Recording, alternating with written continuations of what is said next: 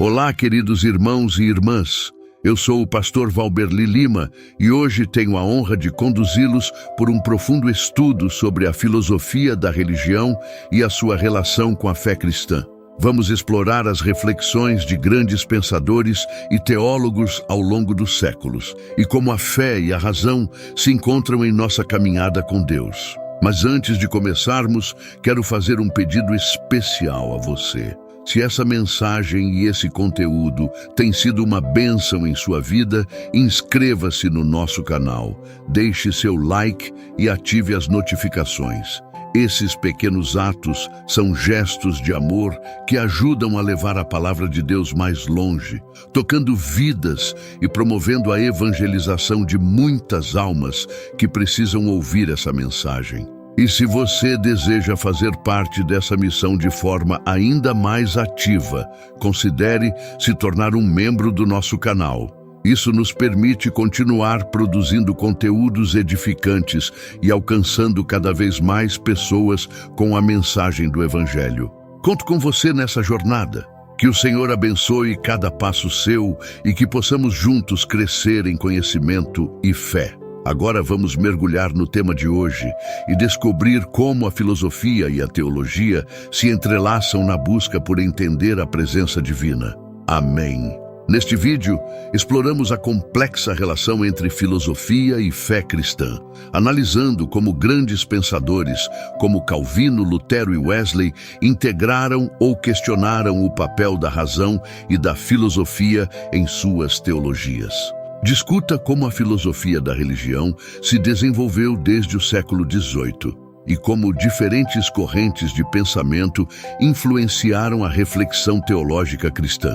Descubra como Agostinho, Anselmo e outros pais da Igreja articularam a busca pela inteligência da fé em diálogo com o pensamento filosófico. Origem e delimitação de nosso estudo. A filosofia da religião remonta, enquanto campo de estudos e disciplina acadêmica, ao século XVIII. Parece derivar-se da chamada teologia natural. Desenvolveu-se tanto como esforço para compreender afirmativamente a religiosidade, bem como um ataque crítico às possíveis ilusões da religiosidade, estágio da humanidade, para Comte e Hegel, projeção humana, para Feuerbach, alienação, para Marx, desvalor do humano, para Nietzsche, neurose e ilusão para Freud, etc. Hoje, há uma tendência para uma abordagem mais descritiva e de reconhecimento do fenômeno religioso como uma esfera específica da experiência humana, especialmente a fenomenologia da religião, Schleiermacher, Otto van der Leuven, Eliade, Martim Velasco, Tillich, etc. Procura descrever o fenômeno religioso a partir de sua manifestação em relação ao sujeito humano, distinguindo seus aspectos essenciais.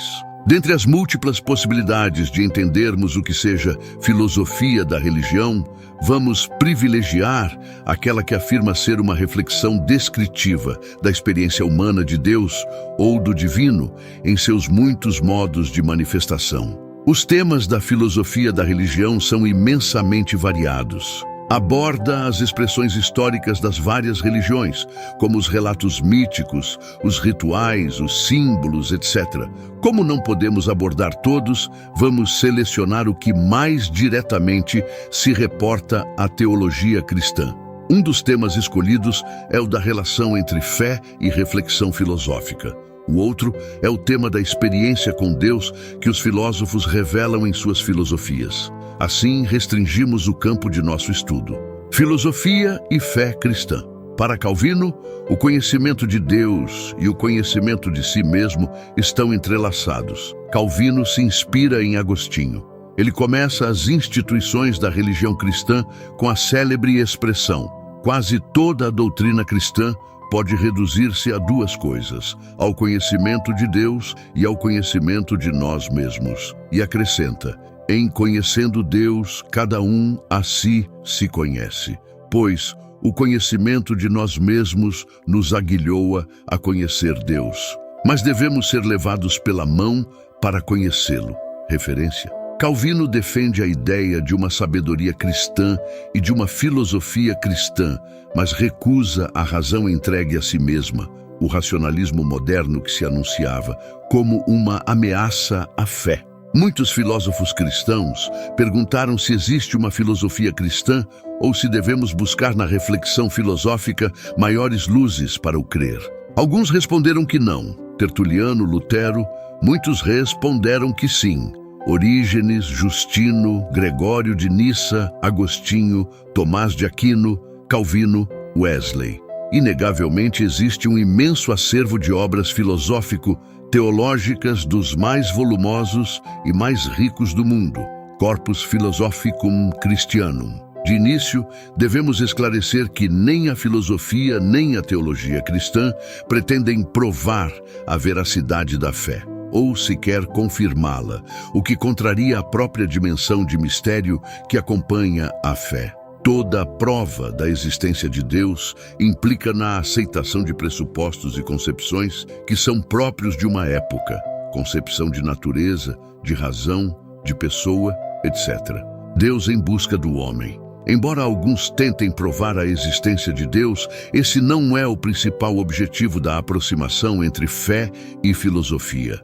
Trata-se muito mais de, sem prejudicar aquilo que é essencial à fé, esclarecer a sua coerência e consistência em face da nossa experiência com o outro, com a cultura, com os problemas principais de uma época.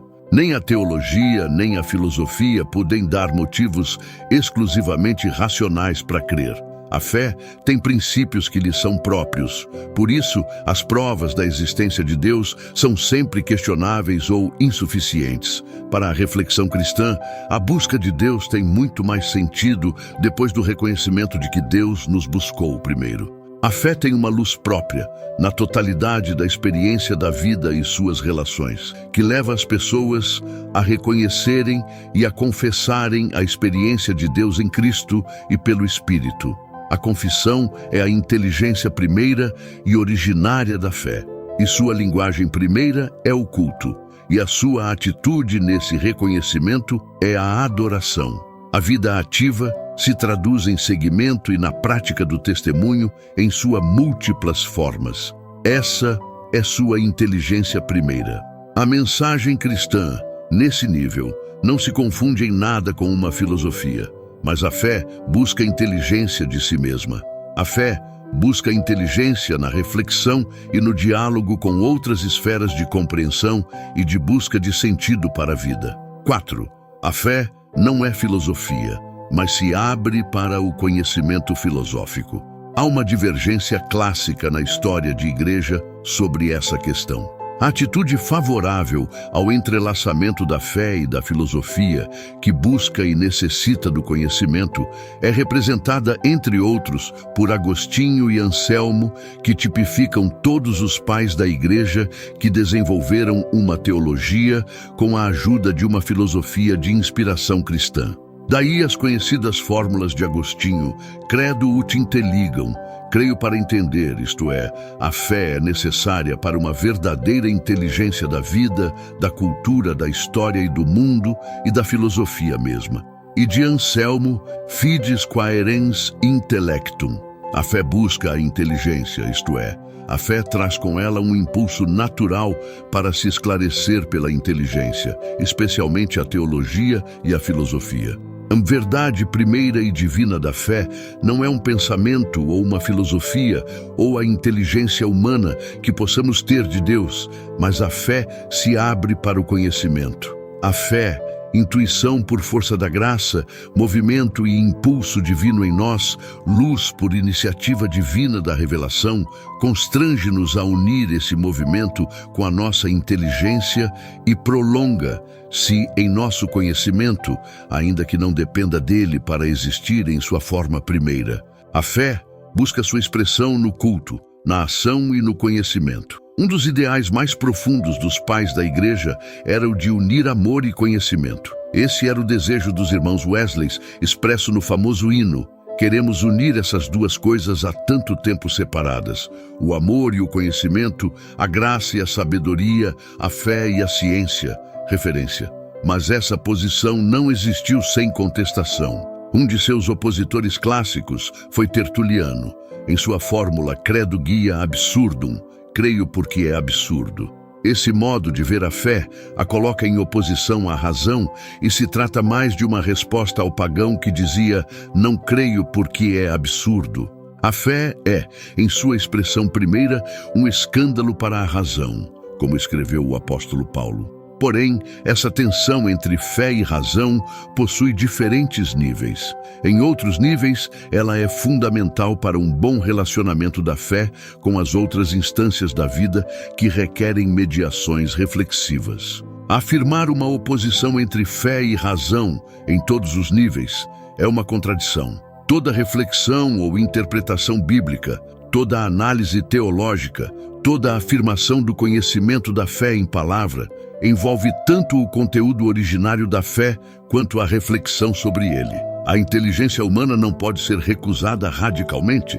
A questão é muito mais de manter a primazia e integridade da fé como uma obra da graça divina e, portanto, acima do esforço humano. Mas, uma vez assegurado e afirmado a evidência dessa fonte, somos empurrados ao conhecimento teológico da fé e à fronteira com outros conhecimentos. Não se trata de uma fé filosófica. Ela existe, como mostrou Karl Jaspers, mas, essa sim, independe da fé cristã. Uma teologia e uma filosofia de inspiração cristã não proclamam uma fé filosófica, mas falam da fé cristã produzida pela ação da graça que nos move na direção da revelação. 5. Lutero, Calvino e Wesley, sobre filosofia e religião.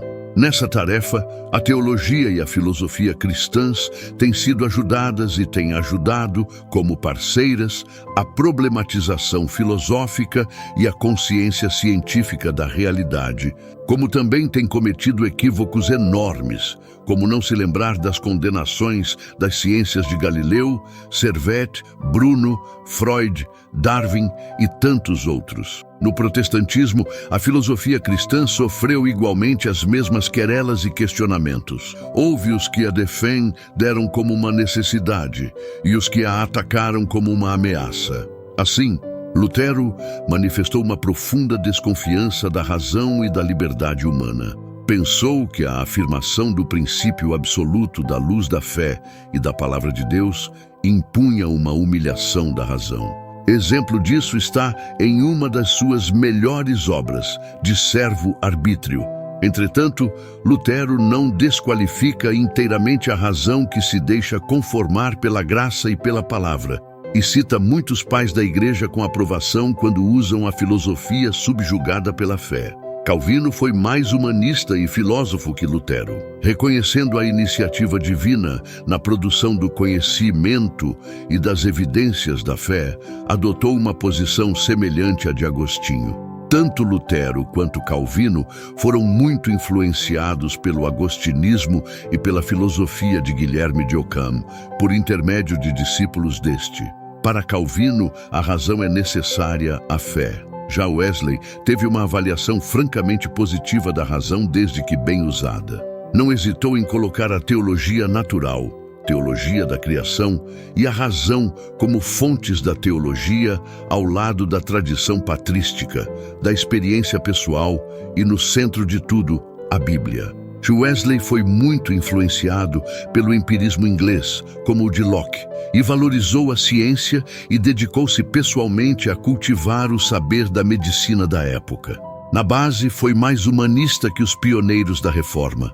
Evidentemente, um humanismo cristão com absoluta prioridade para a fé, a graça e a palavra de Deus. Típico da posição de Wesley são as suas objeções a Lutero e a Calvino.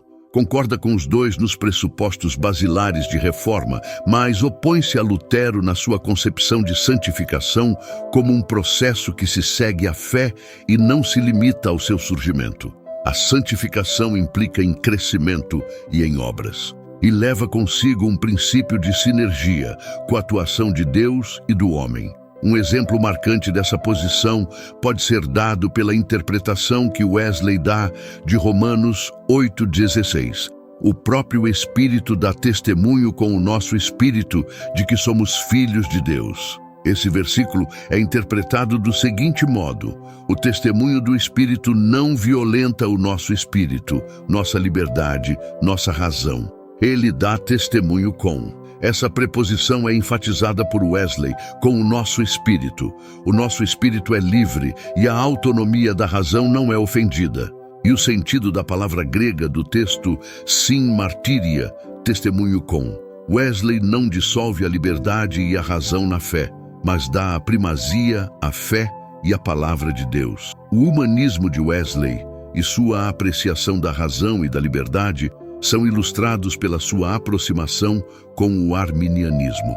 Já em relação a Calvino, Wesley se opõe à ação da graça preveniente em sua amplitude universal, alcançando a todos os homens e mulheres, o que torna a perspectiva de Wesley muito mais universalista, em princípio, que a de Calvino, pelo menos naquilo que a graça antecede a liberdade e a razão. Portanto, Wesley está muito à vontade no reconhecimento de uma teologia e de uma expressão intelectual inspirada pela fé cristã, e sem ferir os fundamentos centrais da reforma. São exemplos de como a reflexão influencia a compreensão da fé.